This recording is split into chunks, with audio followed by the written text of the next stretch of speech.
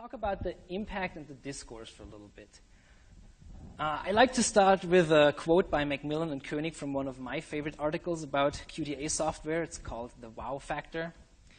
And they say, discussions of computer-assisted qualitative data analysis software often begin with the assumption that research will automatically be improved through the use of such software. I think that is an interesting notion. I like cooking, so I'm going to use a couple of cooking metaphors here, if you excuse that. A fancy oven doesn't make you automatically a better cook, especially if you don't know how to cook or if your ingredients are a little bit iffy. And that's definitely the same for QDA software. But why is there this notion? Why is there this notion? I think there's two reasons for that. One of them is that we don't really know how QDA software impacts qualitative research. We don't have a lot of literature that deals with that. We have a very early study by Lee and Fielding that's been published in 1998 that is a qualitative study of researchers who use the software. And there's a PhD thesis from 2002 from Linda Gilbert that also has qualitative interviews with researchers who use the software.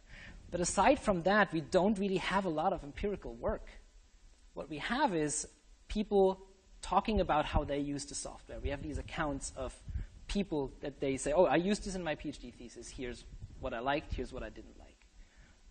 But aside from that, we have a lot of hopes and fears. So when I'm going to talk about all these aspects of the discourse of qualitative research, keep in mind that I'm mostly talking about hopes and fears. I'm not talking about any kind of like validated result that we have about this software.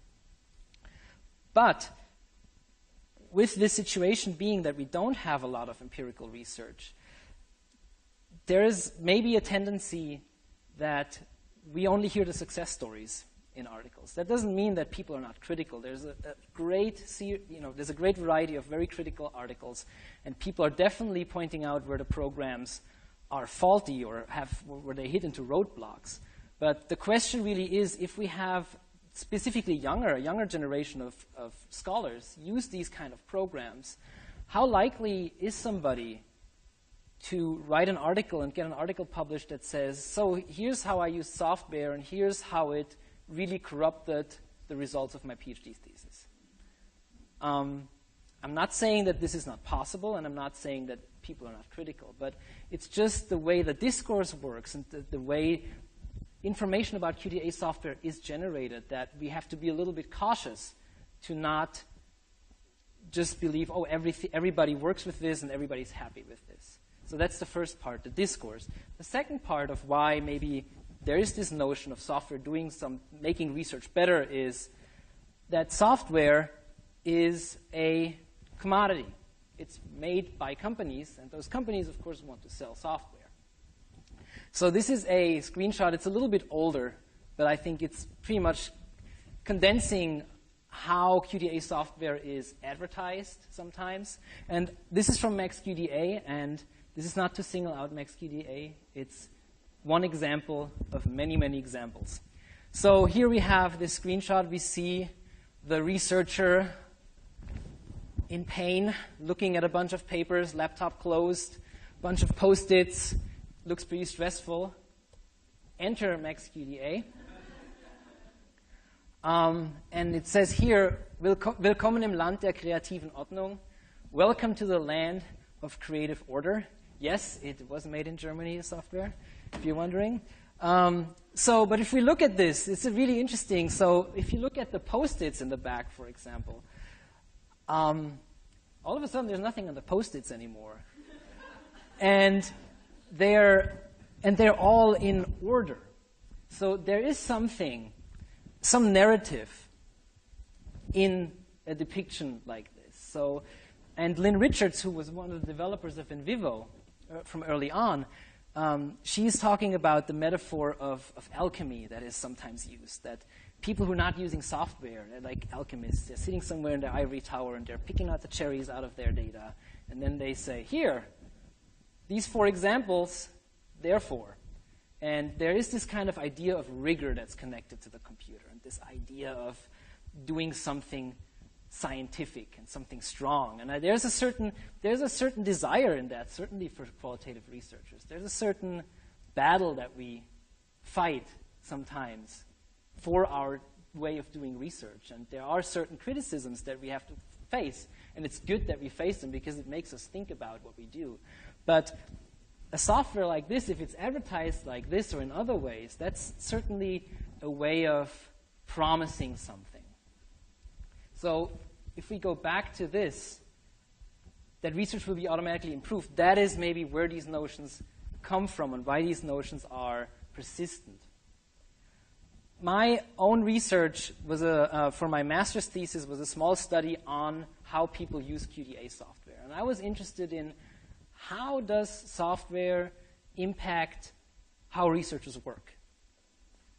After I'd done my research, I realized that I asked the wrong question, which my advisor said is a good thing.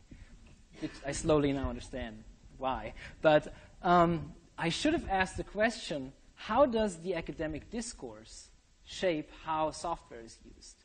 There's definitely something to be said about each tool and the affordances and restrictions of each tool. But as a sociologist, I'm kind of looking always for society for reasons, so that's my view right now.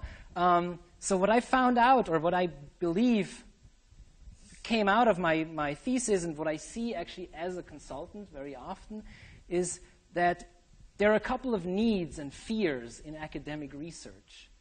And one of them is, especially if it comes to PhD projects or tenure projects, I mean, it's a constant qualification run. There is a need for display of professional habitus. And software can actually help with that, apparently, or is seen to be helped with that. Then there's a certain legitimization of one's work that sometimes software can bring across, because you're using a professional tool, which is great. You're showing that you're part of a professional community. And then there's, of course, time pressure. And that I have found is actually the main factor in terms of what are people actually doing with software. How are they using it? Are they using it as a simple coding mule, or are they using it as a full-fledged writing tool, as a epistemological tool? And time pressure is really crucial. It's been in all the interviews that I've done. Yeah, I would do this and this, but we don't have time. And that's something where, if we talk about the misuse of software, I wouldn't necessarily blame the software for that, but I would look for external factors like that. So whenever, in the next couple of minutes, when I talk about these different aspects, it's not necessarily that I blame the software. I would rather look at the framework in which we do research and the pressures that are applied onto us as researchers. All right. Let's talk about time. I talked a little bit about time already, so I'm going to say it again. You're not going to save time when you do your analysis with QDA software. You can save a lot of time in searching through data, but it's really not to be expected that you will save time. The next part that people are talking about is closeness to data. I'm going to use a quote here by Lynn Johnston. She says, researchers particularly, but not exclusively novice qualitative researchers, have found themselves coding in a somewhat mechanistic manner, often for excessively long periods of time without using some of the inbuilt tools to help them to see the proverbial wood from the trees. Coding is very, very easy in QDA software, just technically. And the methods trainer Diogenes Carvajal has said in an article from 2002 that oftentimes these coding functions in workshops are introduced as the basic functions. So people go to a basic workshop and they do the basic things. Whereas coding, from as it is spread over different methodological approaches, it's not necessarily the first thing you do. But when you learn it, the first thing in a software workshop, you start coding away. And so there is a problem with closeness to your data that actually you have a tool that helps you sort things, so you will sort things. And there's definitely a problem with that, but that's not a problem of the software. That's more of a problem of methods education and of reflexivity. On the other hand, Lee and Fielding have reported in their research on users that people who used software actually felt closer to their data. They reported that they felt somewhat more connected. And that comes partly from the experience of really having your analytic thoughts and your data so closely together. You're not having to, okay, so I have this memo somewhere on my computer, and I've got the data somewhere else. I'm going to find that, find the other thing, put them both on the monitor. No, you just click on a button, and there's the data that sparked your ideas. And that's very powerful. That's a very powerful interaction with your data. On the other hand, Lee and Fielding also reported that users who didn't use the software did oftentimes feel that they would get alienated from their data. And what I can say about this is, again, the fragmentation. Coding is fragmentation. And if you don't buffer this fragmentation, somehow methodologically there is a danger that you will only look at snippets of text, at decontextualized artifacts that are really, really tough to analyze as such, because meaning, again, is created in context. And I think that's a very important thing to think about. So again, it's not the software, it's really how you use it. Connected to this methodological, to this problem of that, okay, so people are just overemphasizing coding, is that some researchers think that software actually could emphasize or make stronger a certain trend towards grounded theory, that there's a certain orthodoxy towards grounded theory. Not necessarily, though, in terms of how people do actually research, but in terms of how they write about their research when they talk about it. So I'm going to use a quote from Coffey, Holbrook, and Atkinson. The widespread influence of computer-assisted qualitative data analysis is promoting convergence on a uniform mode of data analysis and representation, often justified with reference to grounded theory. And again, that plays into this idea of coding being so easy. I wouldn't blame the software for that. I would rather look at why are users coding so much, and why are they using one framework to justify their work a lot. Roy Sotheby, in a really great article that's called What Grounded Theory Is Not, says, a common characteristic of most efforts to use grounded theory is a neurotic overemphasis on coding. So here we have the convergence between discussions of a method, not necessarily of a method as developed by Glaser and Strauss and Corbin and Charmas, but more something about what people are actually doing. So again, this is just something to think about. These are methodological issues that are discussed around software. And of course, there are also voices who emphasize that maybe we have new potential of development of qualitative methods. For example, in terms of qualitative hypothesis testing. Udo Kelle was writing about that. Or Fielding was suggesting that there might be more mixed methods approaches being fostered. And also, to be honest, qualitative software might be a great way of bringing qualitative analysis to a broader audience, because people, I see that as a consultant too, that people are saying, oh, I'm a quantitative researcher and I saw there's this software for qualitative analysis, so now I feel like I can do it, or I can not do it, but I can approach it through this tool. And that's really powerful, and that should not be sneered at, because I think it's a great way of exposing more people then to the methodology and to the things that are connected with this method and with this style of doing analysis and this epistemological construct. And of course, one thing I haven't got on that sheet is QDA software can also be a great teaching tool, because it is a professional tool and students can feel very empowered by being able to use a tool that professionals use. It has certain, every software, every QDA software has certain kinds of traditions and things that people doing qualitative research ingrained in its structure. And we can use that, and it can help them to get this professional vision, as Charles Goodwin says, a professional vision that we have to kind of get across to students. And the tool can be a really powerful vehicle to supplement this, to make it doable, to show that it is a process. And that's actually the next point. process. QDA software is a great way of documenting what you are doing.